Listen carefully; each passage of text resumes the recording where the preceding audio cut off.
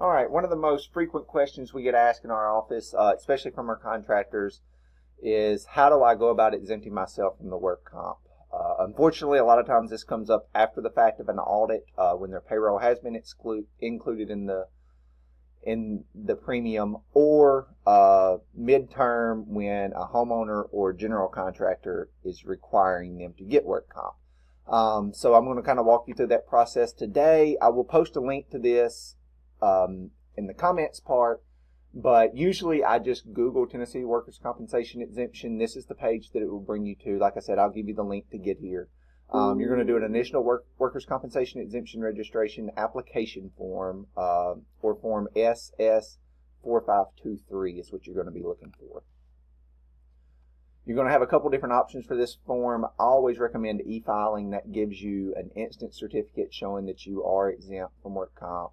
You can go through the application online, print and mail at the end, or you can print the paper application and mail it in. They also have the option to walk it into the office if you are in the Nashville area.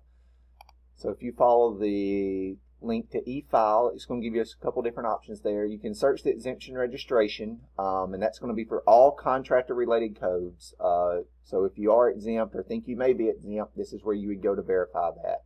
You can search by employee name or business name, and you would do that there. Register an initial exemption. That's what we're going to go through today. If you already have one exemption and you need to do it for another business that you own, this would be your option. And then request a copy. I would always recommend to keep these copies somewhere safe. I believe the state is charging $25 for each additional copy you need now. So file it away. Make sure you give it to us or your insurance company, and we'll keep it in our files, and you'll have it when you need it. So we're going to register an initial registration today. We will e-file, and for the sake of saving some time, I have went through this already and filled everything out. So these are the qualification types for exempting yourself for the contractor codes in the state of Tennessee. And like I said, for the sake of time today, I have already filled. I'm doing an LLC. You have to have your state control number. I happen to have one for an LLC, so that's what we're going with. But if you are a sole proprietor, corporation, whatever that may be, your county business license has your control number listed on it. And then anything you file with the state comptroller's office will also have your control number listed on it, your annual reports, that kind of thing. So you'll list your tax ID number, your control number that will pre-fill the business that you are excluding for. You'll come down, list the applicant information. In corporations and LLCs, you can do this for multiple people, but it's a separate fee and step for each one. So there's a separate process to go through for each individual you are excluding. So we're doing this with a fictional individual here, John Doe. You list the birth date, last four of the social, contact information. You're going to continue. You're going to list your physical address for the business. If you select this box here at the bottom, if that is also your mailing address, so then you're going to list your mailing address. Like I said, this one's going to pre-fill. You will list your license information. Like I said, you will be required to have a county business license to do this.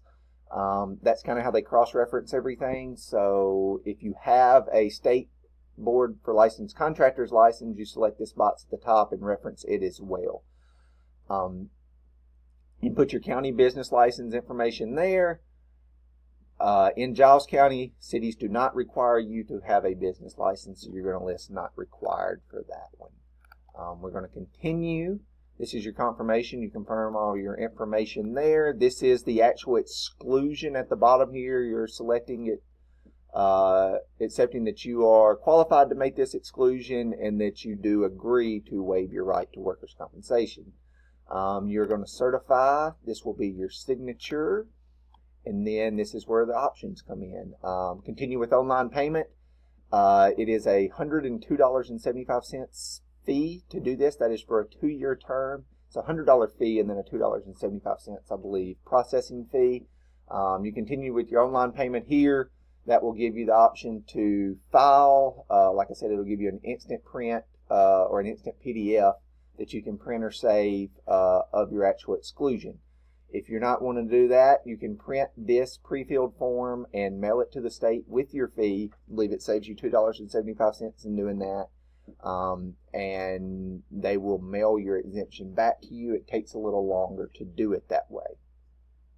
Hope this is helpful to you. If you need anything, you can give us a shout here at the office. Phone number is 931-309-8428 is my cell. Office phone is 931-363-8638, or you can shoot me an email at cam@winterburninsurance.com. Thank you so much and have a great rest of the day.